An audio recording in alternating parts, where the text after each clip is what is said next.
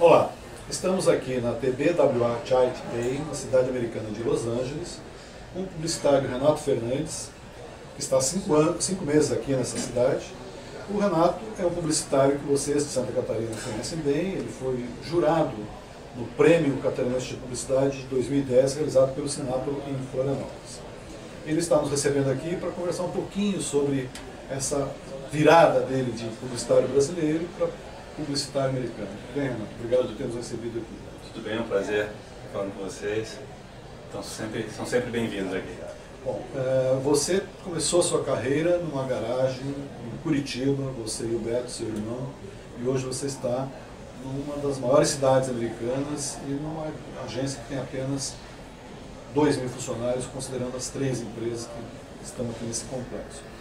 Como é que foi a sua trajetória até aqui, rapidamente, assim, de Curitiba até aqui?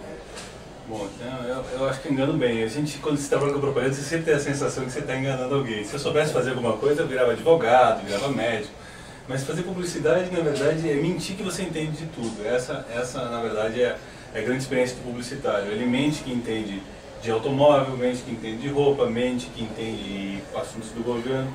Então, eu acho que, por enquanto, ninguém descobriu que é mentira, porque eu comecei num galpão, como a gente costuma brincar, numa house, porque era realmente a house, a casa do meu pai, os fundos da casa do meu pai, a gente tinha 2 computadores ali, e assim a gente montou a nossa primeira agência. E consegui dar esse pulo gigante, que é eu consegui trabalhar nos Estados Unidos, que era um sonho meu de trabalhar aqui, então eu posso falar que estou muito orgulhoso disso. Bom, você ficou 10 anos, 11 anos na UMAP, onde você contribuiu bastante nesse período para que ela fosse uma das agências mais admiradas e mais premiadas por onde ela andou. E você mesmo conquistou uma série de prêmios. O que te motivou no teu sonho assim, de você tocar a agência com tantos anos, tão premiado, para uma agência americana enorme como essa aqui?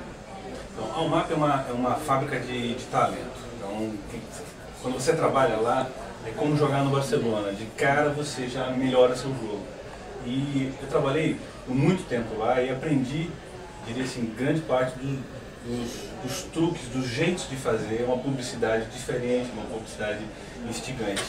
Só que eu me sentia motivado para tentar aprender um tipo diferente de propaganda e trabalhar com clientes de uma envergadura maior. E é claro, a UMAP trabalha com clientes gigantescos, mas em um certo sentido, trabalhar no mercado como o mercado americano, você trabalha dentro de uma realidade mundial. A UMAP não trabalha dentro de uma realidade mundial, a UMAP inventou uma realidade mundial dentro da própria agência.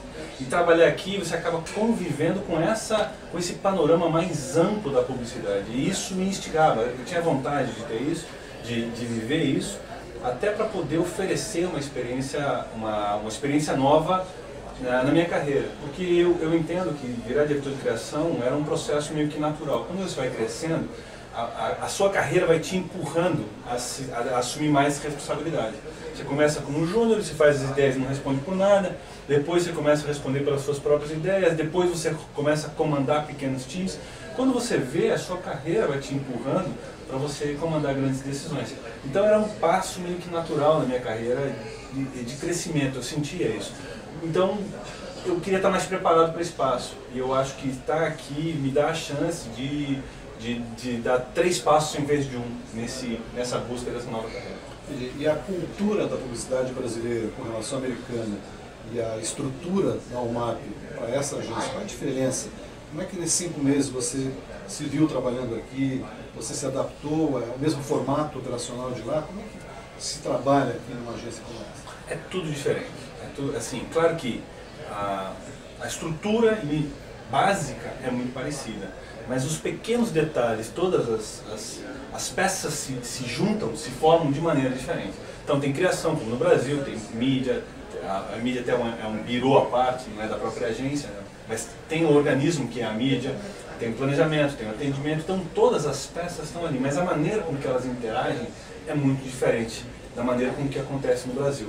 O planejamento ele se envolve no processo muito antes e durante todo o processo. Então é um pouquinho diferente do que acontece lá. O planejamento acontecia coisas que eu não estava acostumado, que é na hora de fazer review, de apresentar as ideias para o teu diretor de criação, o planejamento está na sala. O atendimento às vezes está na sala. Eles não estão na sala para opinar, eles estão na sala para respirar a ideia. Eles ficam respirando a ideia o tempo todo. Então quando chega na reunião final, está todo mundo sabendo da ideia, desde o princípio. Não é aquele negócio que acontece na criação no Brasil, que assim, a criação acha a ideia e até por uma razão, assim, tenta proteger a ideia. Então fica a criação trabalhando na sua ideia até que a ideia esteja redonda, perfeita. E quando ela está redonda, daí você apresenta para o planejamento, para o atendimento. Aqui eles tomam conhecimento da ideia desde o princípio. Então é muito bom quando a ideia é boa. Quando você tem uma solução legal, é bacana porque tem um envolvimento desde o princípio. Quando a ideia não está, como a gente fala que craft, a ideia não está pronta, é um problema.